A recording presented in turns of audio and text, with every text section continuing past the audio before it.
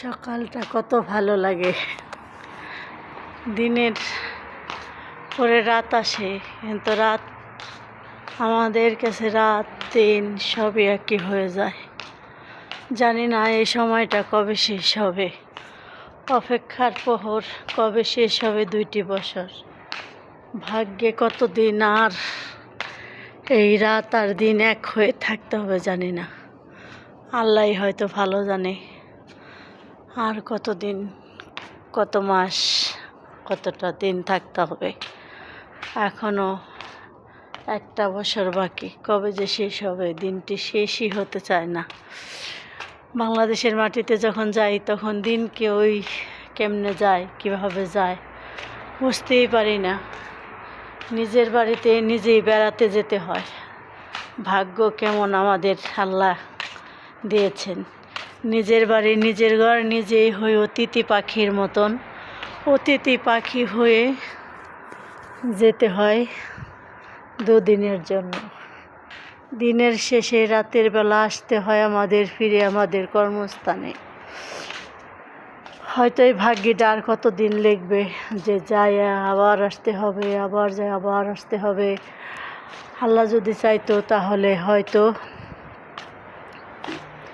যা হতো আর আসতে হতো না।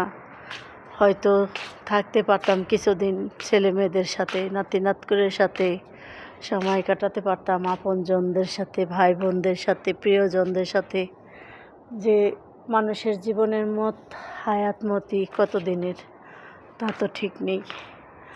তো যদি সে কয়টা দিনে বেঁচে থাকতে চাই, যদি ছেলে মেয়েদের নাতি নাতকুদের সাথে প্রিয়জনদের সাথে থাকতে পারতাম, হয়তো অনেক সুখ বা ভালোবাসা পেতাম বা শান্তি পেতাম। তা কবে হবে জানি না, আল্লাহ ভালো জানে। আমরা বলার মতো ভাষা আমাদের নেই। আমাদের কর্মস্থলে 2 মাসের ছুটিতে যাই, দিন শেষ হয়ে যায় কিভাবে বুঝতে পারি না। আর এখানে আসলে সময় ফুরায় না, দিন যায় না, গুনতে গুনতে শেষ হয় না। মাসের পর মাস ক্যালেন্ডারের পাতা শেষ হয়, তবু প্রবাসীর অপেক্ষা শেষ হয় না। এটাই প্রবাসীর জীবনের গল্প। ক্যালেন্ডারের পাতা শেষ হয়ে যায়, তবু আমাদের অপেক্ষা শেষ হয় না। আসে নতুন বছর, নতুন দিন, নতুন সব, কিন্তু আমরা থাকি একখানি পরে কর্মস্থল। আর আমরা দেশের মাটিতে যখন যাই তখন দেখা যায় ক্যালেন্ডারের পাতা শেষ হয় না, সময় ফুরিয়ে যায়, দিন ফুরিয়ে যায়।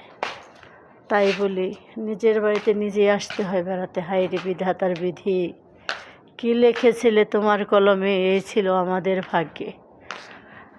কেন আসতে হয় প্রিয়জন আপনজন সব ছেড়ে দূরপ্রবাসের মাটিতে। ভাগ্য, আল্লাহ দিয়েছেন ভাগ্য। আলহামদুলিল্লাহ, তবু আমরা সুখে আছি, শান্তিতে আছি। তবু আমরা আলহামদুলিল্লাহ, তোমার দরবারে লাখ লাখ শুকরিয়া।